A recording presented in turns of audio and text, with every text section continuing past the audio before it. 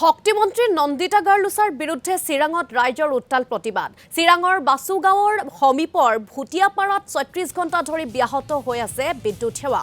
গাঁওখনৰ ট্ৰেন্সফৰ্মাৰ এটা বিকল হৈ যোৱাৰ বাবে বিদ্যুৎ সেৱা ব্যাহত হৈ থকাত প্ৰতিবাদ সাব্যস্ত কৰে স্থানীয় ৰাইজে। অভিযোগ দাখিল কৰাৰ পাছতো বিভাগে কোনো গুৰুত্ব নিদিয়াত বিদ্যুৎ বিভাগৰ বিৰুদ্ধে প্ৰতিবাদত নামিল গাঁওখনৰ ৰাইজ। আৰু এই সন্দৰ্ভত এক প্ৰতিবেদন আগবঢ়াব সাংবাদিক জয়ন্ত দেৱনাথে। বিদ্যুৎ বিভাগৰ নিম্নমানৰ সেৱাত অতিষ্ঠ বাছুগাঁৱৰ চহৰৰ সমীপৰ ভুটিয়াপাৰা গাঁৱৰ ৰাইজ। বিগত ৩৬ ঘণ্টা ধৰি এই গাঁওখনত বিদ্যুৎ পৰিষেৱা বন্ধ হৈ আছে, যাৰ ফলত প্ৰায় ২ শতাধিক পৰিয়াল এনেদৰে এন্ধাৰ তথা গেলা গৰমত তেওঁলোকৰ জীৱন অতিবাহিত কৰিব লগা হৈছে। যাৰ কাৰণে দেখা গৈছে আজি এই গাঁওখনৰ ৰাইজ ঘৰৰ পৰা ওলাই আহি বিদ্যুৎ বিভাগৰ বিৰুদ্ধে এনেদৰে প্ৰতিবাদ সাব্যস্ত কৰিছে।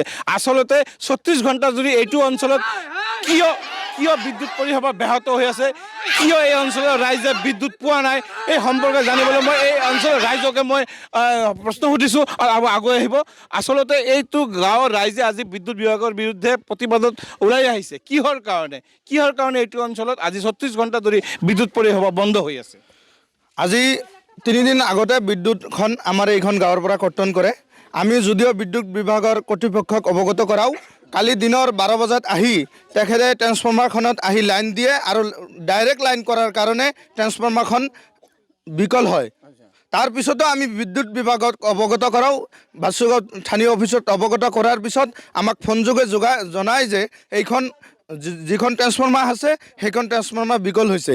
এতিয়ালৈকে ইয়াতে ২০০মান ঘৰ মিটাৰ আছে, তাৰ ভিতৰত বহুত ছাত্ৰ ছাত্ৰী আছে, এতিয়ালৈকে লাইন পোৱা নাই। কিছুমান ছাত্ৰ ছাত্ৰীৰ ঘৰত বৃত্তি পৰীক্ষা চলি আছে, সেইসকল ছাত্ৰ ছাত্ৰী পঢ়া শুনাৰ পৰা বঞ্চিত হৈ আছে।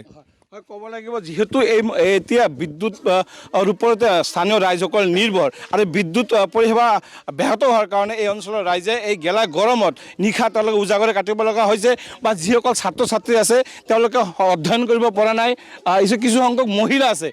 আপোনালোকৰ পৰা মই সুধিছোঁ যে এই বিদ্যুৎটো নথকাৰ কাৰণে আপোনালোকৰ ঘৰত কেনেধৰণৰ অসুবিধা হৈ আছে, কেনেধৰণৰ অসুবিধা পাই আছে? আমাৰ ঘৰে বিদ্যুৎ নথকাৰ কাৰণে বহুত অসুবিধা হৈ আছে। ল'ৰা ছোৱালীবিলাক পঢ়া শুনাত দিগদাৰ পাই আছে আৰু সৰু সৰু বাচ্চাবিলাক অসুখত ভুগিব লগা হৈছে। গৰমত ডক্তৰৰ তাতে লৈ যাব লগা হৈছে। বুঢ়া মানুহখিনিও সেনে বিপদত পৰি আছে। হয়, জয়ন্ত দেৱনাথ, আপোনাক এই প্ৰতিবেদন আগবঢ়োৱাৰ বাবে ধন্যবাদ জ্ঞাপন কৰিছোঁ।